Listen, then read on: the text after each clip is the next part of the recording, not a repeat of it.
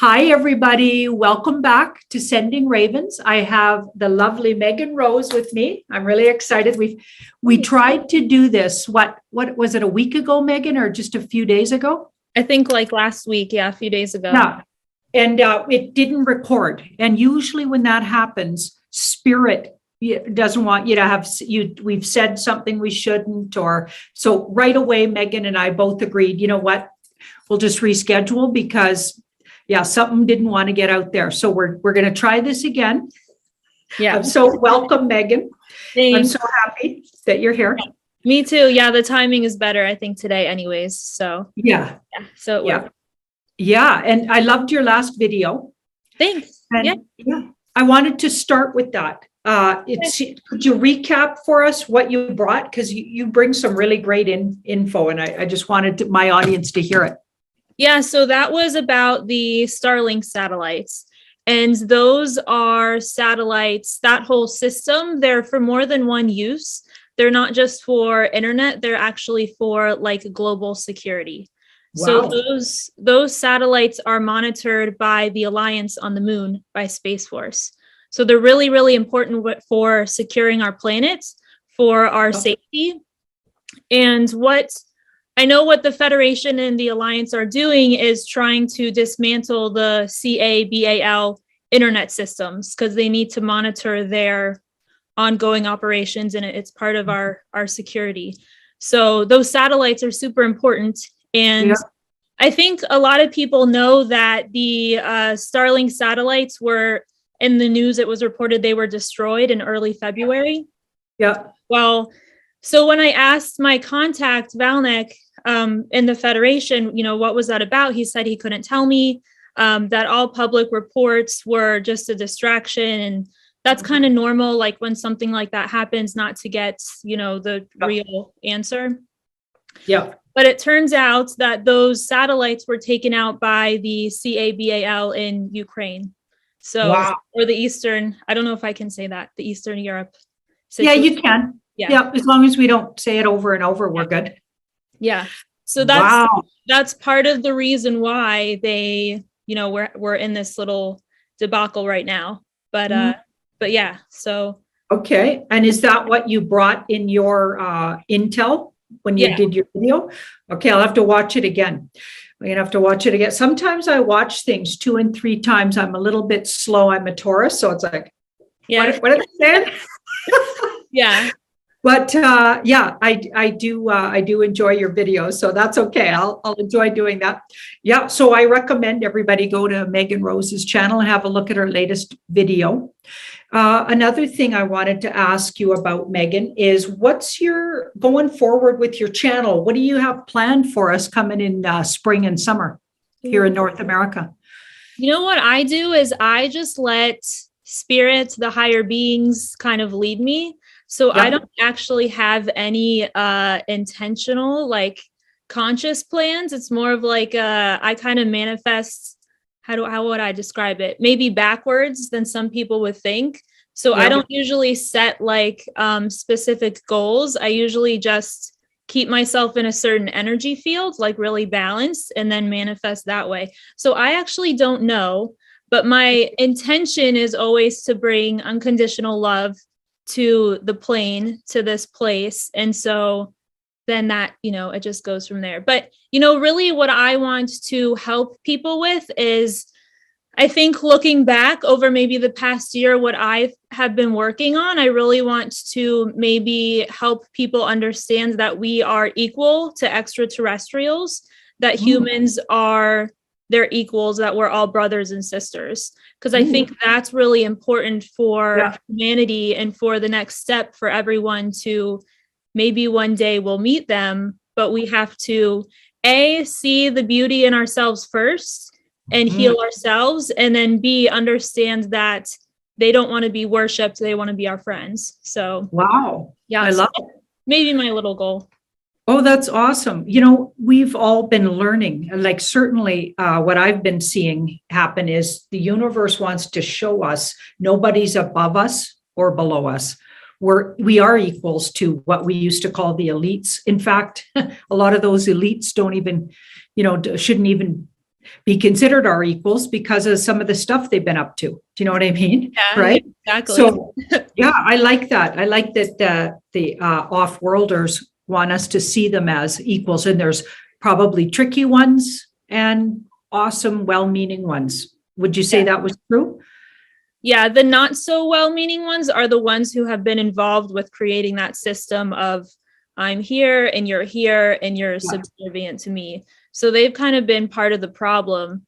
So I think that if we're ever like channeling, this is important, if we're ever channeling or getting in touch with what we think is an ET, if they start to give us the idea that we're cooler because we have ET contact than maybe this person, it could be, you know, like a gray alien or a reptilian or some sort of other energy source, you know? So interesting. It's a good way to maybe gauge who you're talking to. Exactly. Yeah. And the good ETs, they'll always come to you on that vibration of love. But, you know, part of the problem is, do we really know what love means here? You know, it's kind of sad to think about. But one day I was sitting around, I was like, do all of us even know what that really feels like? Unconditional love. Yeah. You know, I got to be honest, channeling for years and years with clients, like 35 years, I did feel unconditional love. So when I channel that person's higher self, that's how I knew I was getting it. Yeah. Because the love that came through, and it also gave people the impression, who were my clients, that I was capable of that kind of loving, which I can only hope I could be and strive for. But I was actually channeling how loved the people were from the universe. So it actually taught me what that feels like. Yeah. By channeling it. So sort of almost a third-hand way of learning about what that feels like. And a good way to gauge if you are channeling spirit or not. Or something valuable, right? I was going to say, I would agree with you. Like where I found that feeling is by channeling from spirit, from the higher self. I haven't really found it, not really, you know, down here. Maybe from like, you know, family members, but it's a higher energy field when it comes from above and down. You know what I'm saying? It is different. Yeah. And there's so many versions of love and so many ways to express it. Yeah. When you're channeling universal love, it is quite interesting. Yeah. It just you can right away see a difference. I don't know. That's just my opinion. And a self-love, like you mentioned self-love at the very beginning here. I really believe everybody needs to work on that to be able to receive the kind of love that's coming from some of this energy. Yeah, it's true. Right? Yeah. We need to work on loving ourselves so we can receive, because our receptive energy works a lot better when we love ourselves. There's a guilt programming, like when you come in contact with that energy, you can start to feel like you're not good enough. Because that's what a lot of us have been taught. So there can be a block there. So yeah, it is important. You know, what I do sometimes in meditation is I kind of rewind myself back to when I was a child, like maybe age 3 or 4, and hook onto that feeling, because that's, you know how when you see toddlers, they're just totally themselves, like don't care at all. That's what I kind of do and express myself that way. Awesome. Yeah. Go back to that more pure self. Exactly. Yeah. Yeah. And it's interesting that the baddies, we'll call them the dark cult, that's why they might be so obsessed with our young ones. Yeah. 0 to 12, because they want to rob that energy, that essence, that pure loving essence, because they can't actually seem to get it themselves. They have to ingest it some disgusting way, but I digress. It's true. They are not able to connect that way themselves, or they've chosen to, like, for example, a reptilian or a gray or the baddies, they've chosen to separate themselves from source through their own free will, through their own actions. So they can't get it themselves. So they target little people and siphon that life force from them. And that's how they get their creative ability, because in order to create, you have to connect to source. It's the creative force. but Yeah. they separated themselves from that. And so in order to maybe manifest better, they have to take it from the little people, if that makes sense. Wow. Yeah, no, it totally makes sense. Wow. I wanted to ask you about, Ashley and I did a video on starseeds. Yeah. I also did one on the pay-per-view with Jean-Claude. We did one with Julie, Jean-Claude, and I. And I just wanted to add, and we're just, feeling around, but I know you likely know a lot about that energy. I feel like you are one, if you don't mind me assuming. But that's what I thought as soon as I met you. Can you give us your version of that whole energy? What do you think? What would describe a starseed?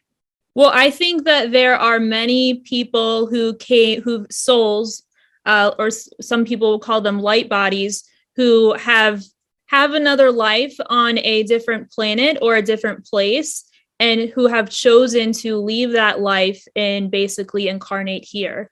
So my understanding is it's a kind of a lifetime continued. So you will actually have a physical body, because extraterrestrials, even though they're not in a 3D, they might be 5D, 6D.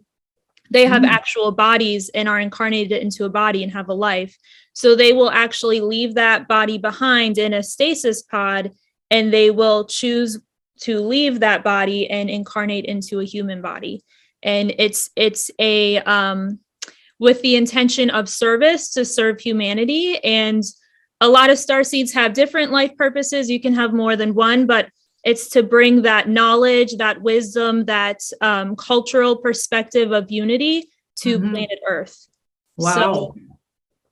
So it's kind of like, sort of like the movie Avatar in a way, kind of the same concept, but they have, extraterrestrials have science and technology to do that. And it does sound, kind of weird, if you have the perception of everyone is in heaven and then they come here. So it can be kind of strange, but, a lot of this science and technology has been kept from us, but these advanced races have the ability to do this. And this is part of, I call it the Starseed Envoy program.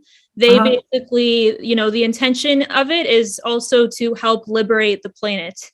And they have to do that from the inside out sometimes too. Right. So, yeah. So do you feel like there's a lot of starseeds incarnated and or chose to come here, having left another physical sort of version of themselves in some other galaxy or some other place, and they're here on the Earth plane? You feel like there's a lot of them? Yeah, I don't know how many. Yeah, I don't know. I don't know. I don't have an exact number, but I do think that there's many of them. Yes. Yeah. That would make sense. I think the idea behind it was, let's send as many as will volunteer, because that will give the plan the most success, if that makes sense. Yeah, no. And I tell them, we're the how do I say it? I think we're the most brave, because I tell them upstairs, I say, you guys didn't have the balls to come down here. I did.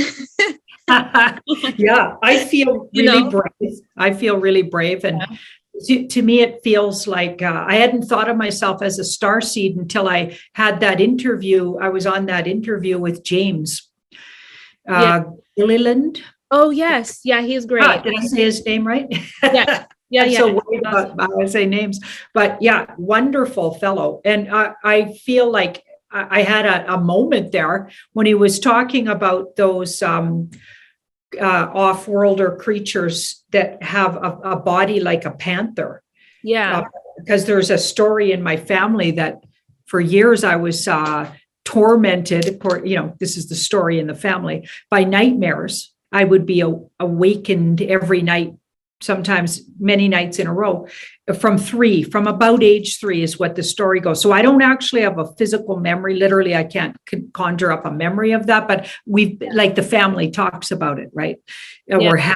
I've heard that I was really difficult and everybody thought, like my parents and the older siblings thought, I was seeing, shadows on the walls, and what it was it looked like a standing panther. And I always, apparently how I described it was a panther standing up and in a standing position. And up against, there was a tall dresser. So it would stand alongside that tall dresser. Yeah. So that's how the story was told, that for years I had these nightmares, and I would wake, the household up screaming because I'd see this panther creature.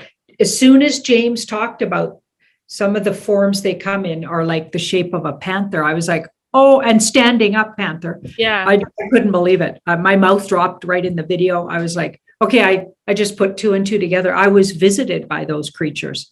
Yeah, I watched that video and I was like, I got a feeling from that too. Got that sort of impression. Feels like maybe they were there for protection too. Yeah.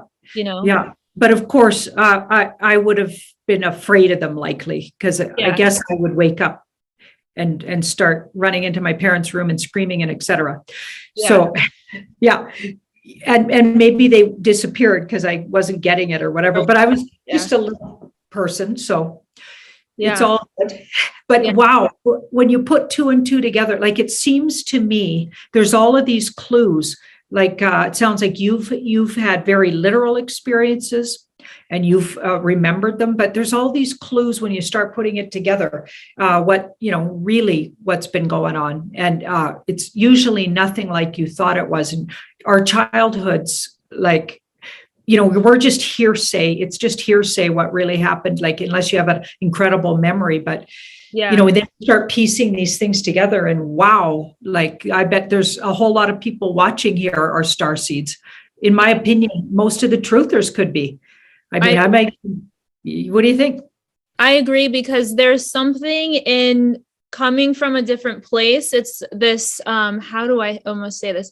Like this warrior type attitude, like nothing's gonna mess with me, like I'm not giving up, nothing's gonna mess with me. I came here to do this X, Y, or Z. It's a strong knowing of what's right and wrong. And like not letting stuff break you. When I was growing up, a lot of people, my family, like thought I was crazy or kind of weird. And I still don't care. So there's that inner knowing, because I think a lot of starseeds understand that maybe the external you can't really trust. It's the inside that is the most trustworthy. And that's that. It's because you're bringing that energy from your home place into this plane, That was always I listened to my inner voice above all else. I have no idea, exactly why, but I think it's because my higher voice was really, really loud. And it was like, nope, we're not learning that lesson. It's not you don't need it. You don't need it. And I would just hear that and go, okay. I didn't focus on school almost at all, unless it was social reasons. I was learning social skills, and thank goodness I happened to be quite socially able. So I got away with just getting by. You know what I mean? I would tell a joke or say something funny to get away with stuff. But also I was quite a likable person. Like I had a social skill, and I knew, and I was using everything I could to not do what anyone wanted me, but only do what I wanted to do. And I was getting away with it. Like I just wasn't going to, be programmed. Now that I look back, it was an absolute resist to programming, but I was congenial enough that I didn't seem like I wasn't disruptive. Yeah. I was socially able, so I got away with it. But I think starseeds have all these little traits, right? Where they can't be programmed. That's how they made it this far. And now they're awake because they weren't programmed. And then you watch other members of your family completely hook, line, and sinker, buying everything that school system taught them, their parents taught them. And you're just like, why would that doesn't even make sense, but they bought it because somebody told them that they trusted. And I didn't trust anybody, to be honest.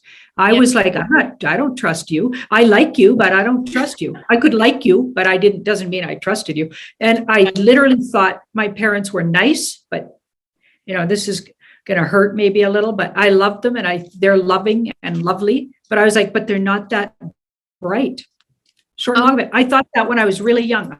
I was like, They thought I was the dummy. I'm thinking, yeah, you guys aren't that bright, actually. I'm laughing because I've felt the exact same way. I remember thinking, I was like, I love you, but I don't agree with anything that you're saying. And I would I would actually get in trouble a lot for not listening. And my family was very strict. Like, I went to Catholic school, and I didn't, I wasn't into the religion at all. I thought it was creepy. And and sorry, mom. And once I got into middle school and high school is when I was really rebellious. But I always made it, I was very social. I was always more into hanging out with my friends. And but I definitely wasn't buying it or wasn't into learning what they were teaching and stuff like that. But yeah, I definitely remember feeling that way, is looking at the adults and being like, none of you, especially when I was a teenager, I was probably a bad teenager, but I was like, none of you know what's going on. So I'm going to do whatever I want.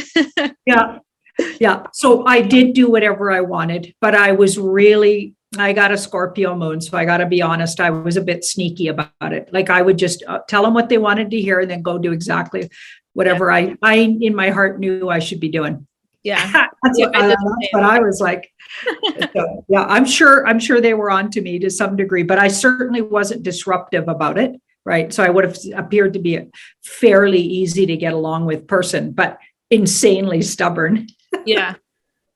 Yeah. So that's what keeps you though psychically safe too, because if you have and maybe a lot of starseeds might have really good strong psychic abilities too, but that's what keeps you safe, because that opens up a whole nother world once you go into the unseen of entities, but also positive beings that can approach you, and they're harder sometimes to trick or to be tricked, because there are things, I mean, if you're psychic, there'll be things that will come in and try and trick you.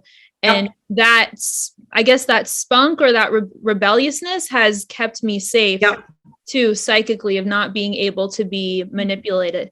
And I'll mention this too, when and there may be other ways that starseeds incarnate here, but this is from my own experience. They'll change the DNA of the human vessel so that the soul can come into the body, because the frequencies kind of have to match. And that DNA, it's harder to control because it's from a higher density. So if you have like a lot of mind control, well, all mind control and entities are like fourth dimension, fourth density. We're talking about DNA that has the fifth density and above. So it's a higher frequency. It's harder to manipulate. It's harder to control the mind. Yeah. Interesting. Like, as soon as I catch on that somebody I'm dating and or somebody I'm friends with or going to, here's what I always found interesting in retrospect. As soon as I think, okay, they're not part of my work. So sometimes I wouldn't even know exactly what I meant by that, but my higher self was so firm about, okay, you got it. You got to let them go, because they're going to block your work. Even if you love them, even if you like them, let them go, because they're going. I had to let a lot of people go through my whole life. And I thought I was just bad at relationships. But honestly, I was really usually just letting them go because they weren't going to be supportive enough for what I was doing. Or if I got too attached, my higher self was saying, okay, if you get too attached to this person, your life path changes, and we need you over here doing this. Right. We need your phone. Like, I literally remember having those kind of battles with myself. And now I see that it's exactly what I needed to do. So I'm glad it happened. Yeah, looking back, I've made decisions like that too. Like, I'll just have this knowing of, I'm doing this. This is what I'm going to do because this is what I'm supposed to do. And it doesn't have to make sense to everybody else. In fact, most of my major decision making, everyone in my life was like, why are you doing that? And I didn't really have a good answer. It was just like, I know this is what I'm supposed to do. Like, every time I moved, where I went to college, other decisions, I was like, nope, this is what I'm going to do. And, it's always panned out pretty well, but that's how I've made my decisions. It'll just be this feeling, this inner knowing. And I'm like, yep, that's what I'm going to do. Wow. Yeah. Yeah, I hope what we're saying here is helping other star seeds out there understand, like, the soul will be so powerful in the human self. It'll always overpower the ego, is what I find. Yeah. Like, even though I do have a fairly big ego this lifetime, absolutely, like a lot of people do, and but I respect it and I give it some play. Yeah. Okay, but my higher self voice always wins when push comes to shove. That's how I stayed absolutely on the path. I feel really good about that. Like, my higher self I couldn't even get off the path if I wanted to. Like, I'd get tossed right back on the path. That's what it feels like. Yeah. Sometimes I've noticed, like, if I go off the path a little bit, it'll be like the tower card, and then it'll bring me right back to where I'm supposed to be. You bet. Yeah. Yeah. But it's important to acknowledge the ego. Like, we all have an ego, we all want to say at the end of this, I told you so. Yeah. I definitely got a few people I'm going to need to say that to. Yeah. But I kind of, like, it seems to me, you just kind of let a little bit of it strut. Yeah. You have to let your ego play a tiny bit, but you got to keep it in check. Yeah. But the egoless here, you're going to be in trouble. On the earth plane, you need that ego. Okay. And you got to let it strut and have a little sense of humor about it. Even, like, I can watch myself and I'll be like, okay, that response I just had to that comment somebody made or whatever, that was my big ego having a strut. Yeah. Okay. Like, somebody will tell me in the comments how really I should have read the cards. And right. But here they are. They don't even know the formula I'm using. Like, every reader has a different formula. Not all cards mean the same thing all the time. That would be a really amateur way of reading cards. It's all about the layout, what the question was, what came first, what did you notice first? And then, of course, your intuition kicks in, right? And somebody will say, oh, this is how you should have read that. And here's the answer to that. Okay. And then usually what my big ego will right away, if I don't catch myself really quick, I'll write back, oh yeah, you need your own YouTube channel and you need to be reading cards for us. Because obviously you got all the answers. So if anybody's out there got a comment like that from me, that's my ego talking right there. But whatever. And I let some of those slide. Yeah, it's okay. It's okay. I relate that too, like, to my nursing experience when I was a critical care nurse, because I would be like, a patient maybe would give me, like, I don't know, lip or be, sassy with me, and I'd be, sassy back. Because you kind of have to be that way sometimes just to keep an even keel. But, I love you, I'll still save your life kind of thing. Yeah. But don't mess with me. What was it like being a nurse? I mean, it makes sense that you would, one of your lifetimes here on this lifetime was that you were literally a nurse. Did you enjoy the work? I did really love it. Like, there's a lot of things that I miss about it because I kind of have like a scientific mind too. Like, I like science and learning about that kind of stuff, and I like to heal people. But the whole system is kind of broken. So it got really hard. But I was good at it, and I really, really loved it. And I loved taking care of patients. And I think one of the gifts it gave me is working in the ICU, is watching people pass away. That is something that is super valuable life experience to have, because you realize how short life is and how some of this shit doesn't even matter, Yep. So that was something, even at a young age. When did I start nursing? Like 24, 25. I had that experience. But I loved it. And, even that was one of those decisions that I just made like that when I quit. The ICU nurses, the old ICU nurses were like, Megan, please don't go. We're so short staffed.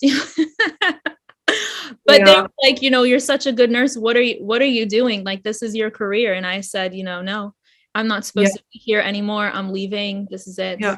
you know? Yeah. Yeah. I think a lot of the things we do that are like our past things that we used to call careers just really like they teach us things we're going to need. Yeah. So star seeds, they'll collect these different ways of working and then they just drop them because they just needed that experience to move on. Yeah. Like I bartended for years while I was studying tarot and astrology. That was the only actual legit job I ever did, was waitress and bartend. So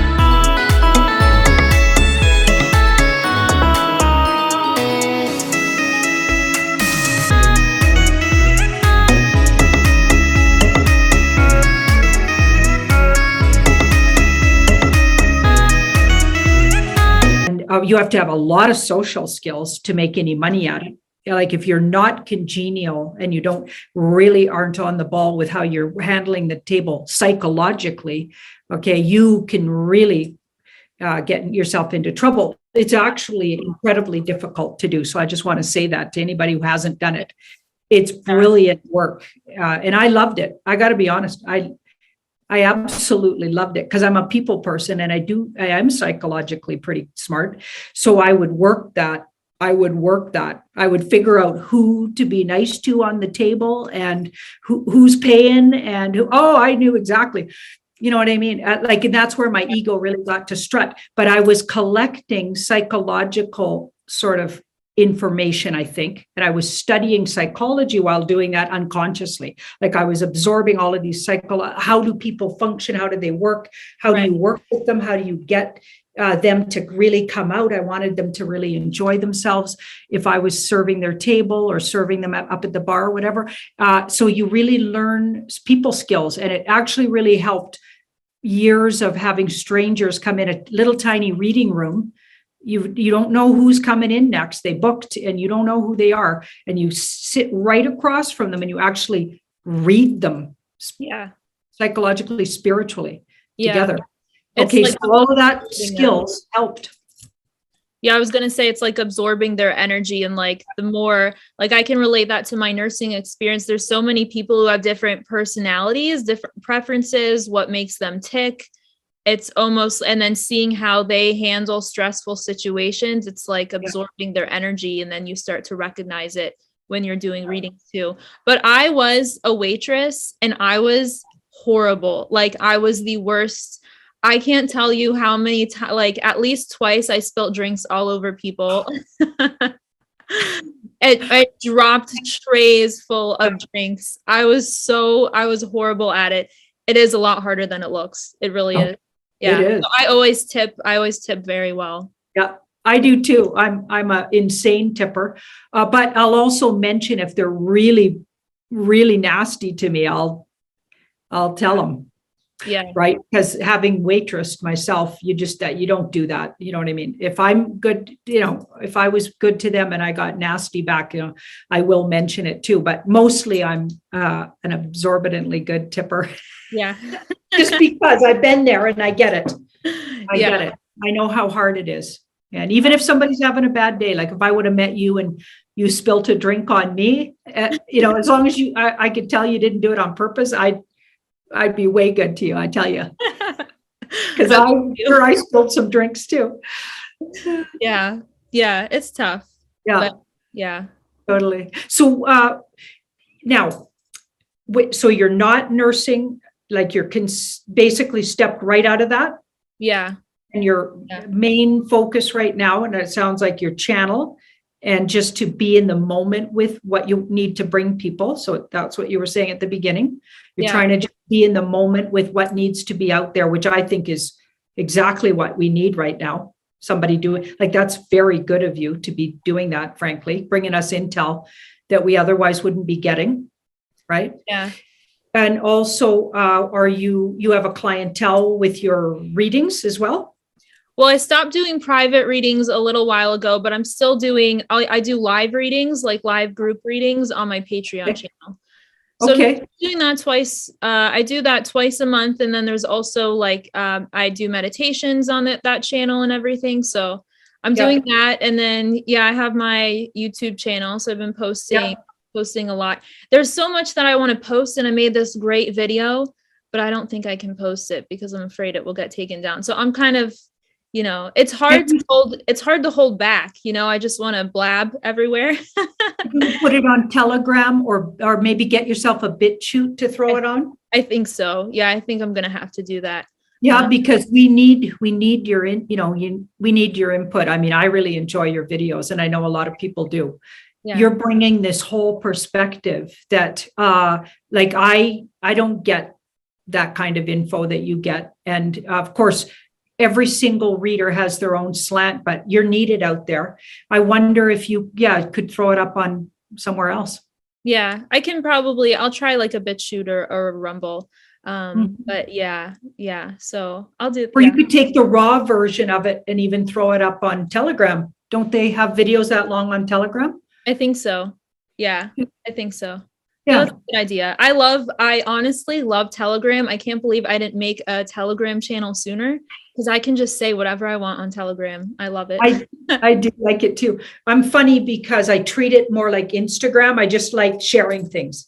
Like a lot of people say, why don't you have a more interactive Telegram? But to be honest, I have so many emails to go through every day. I couldn't possibly, now I'm going to be looking through my Telegram and answering. No way. I just like to share things on it because Instagram used to be where I did that, but they shadow banned me so bad. Instagrams, I hope they go down in flames. I'm telling you, I wrote them and said, I gave them a really bad review. And I said, you guys are deep state operatives, and you're working on the wrong side of this situation here. And you're going to be called out. Like it's not cool what they're doing. They're absolutely shadow banning anybody with a different opinion than the far, far, far left. Yeah. And I'm pretty sure that's been almost documented in the mainstream news, but it goes unnoticed by the public for some reason, or the masses. But yeah, they totally do that. So it'll be exciting when that happens. I'll be excited too. Yeah. There's a lot of, I can just feel how that's about to really shift. Yeah, I really do. I just did a big zodiac reading, one of those big zodiacs I do for March. And I really, really I know it's been in degrees, shifting. In particular, February, really a lot of big breakthroughs and fascinating things, sort of disruptive things like what's happening in Eastern Europe. Yeah. Anything you wanted to add to that? Anything you wanted to? Well, I was just going to say too, I don't know, in my video, I mentioned the UN, and the UN is still controlled by the CABAL, but their internet, so the alliance is basically, it doesn't mean they're in control of the organization, but they're basically trying to get control over their internet servers, so they can monitor their ongoing operations. So they are, and then they're monitoring it from the Moon Base, and Space Force is monitoring it. It's part of our a new security system. So that's what they're doing.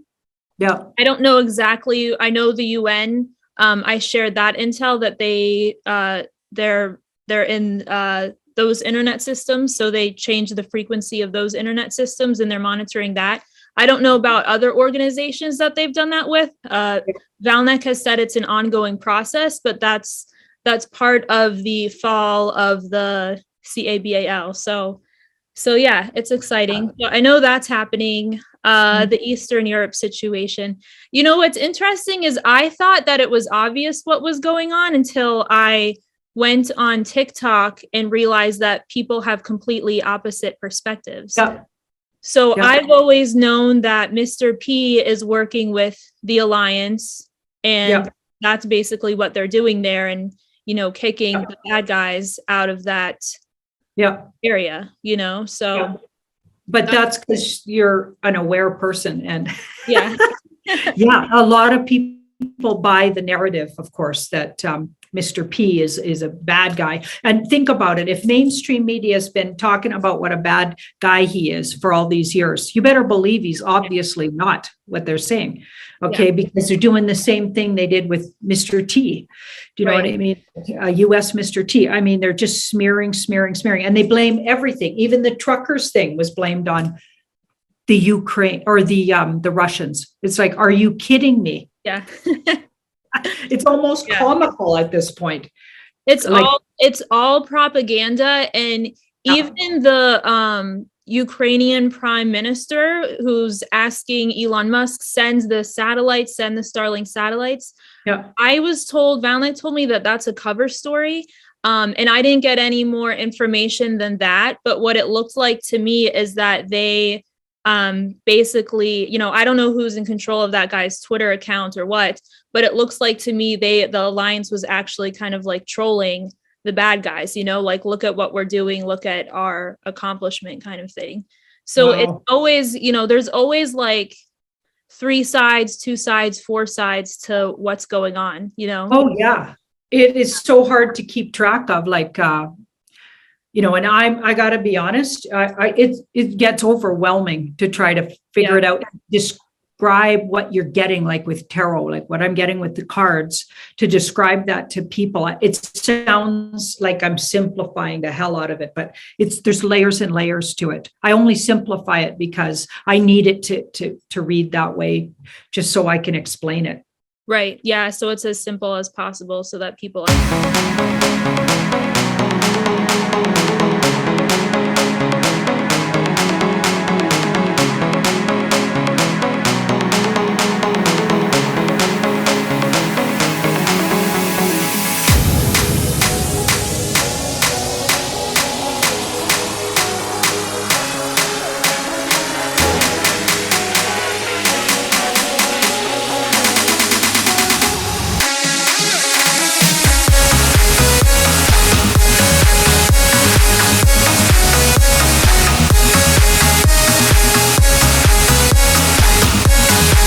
you know, in shambles. That doesn't make any sense, you know? Yeah.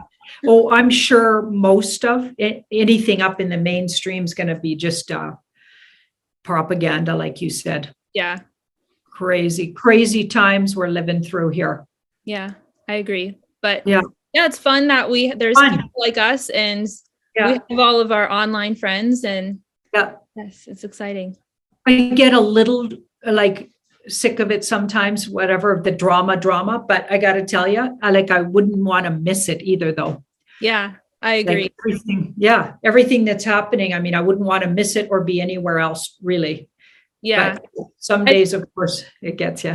I think that's part of like the warrior spirit too. It's like there's a fine line between wanting, you know, everyone wants peace, but it also is fun in a way to see victory. There's this spirit of not necessarily, maybe, I guess you could call it winning, victory, triumph, overcoming the bad guy. And that's something that I think I said this in a recent video. I'm so glad that no one came in necessarily to save us, that we've just had maybe off-world helpers and we've had the alliance to help us, but really standing up, or humanity standing up for ourselves, it feels really freaking good, honestly. So that's what I want to encourage people to do as well. Yeah. When those truckers stood up, I know it's all been twisted in the media and they've been turned into these terrible people, but really the purity of it, you could see it in the actual people involved. Even if there's some background stuff going on, we don't know about, whatever. Literally most people that got involved, it looks like, on the front line of that were just people who literally, what you see is what you get. They just wanted, they didn't want their children to grow up in a society that's completely hostile towards their freedom and their personal choice. That's really, it was that simple. And that was so inspiring. And that's why it was so inspiring for so many people to see people standing up for their personal rights and freedoms, which honestly, especially in Canada, they haven't done for years and years and years. It's like finally they woke up to a whole large part of the population to how serious this is, not just the truthers, but just regular folks, a whole lot of them. When I went down to that border in Alberta, where there was sort of a separate convoy going on at the, what was it called? I can't remember the name, of Coots border. Ashley and I spent a day down there, and they were the most beautiful people, just families and good people. They brought their whole families down there. And there were a lot of them. And that was just the support group to the trucker convoy. We couldn't even get close to the convoy. Oh, wow. Yeah. I loved the whole thing. Like, I was so inspired. And I was just watching videos of people cheering and singing. And I'm like, oh my gosh, I just felt the spiritual energy around it too. It was just beautiful. And I thought it was something that was inspired from up above, for sure. Yeah. I just thought it was so inspiring. Yeah, I did. And the unity and the togetherness. What if we had that going? I agree. Before it happened. So we kind of lost Janine, and her internet is not working. So I'm going to end the video for both of us. Thank you guys for tuning in. You can tune in to Janine's channel, Tarot by Janine, and Sending Ravens with Janine, and also my channel, Megan Rose, and we will be back with more videos. Take care, guys.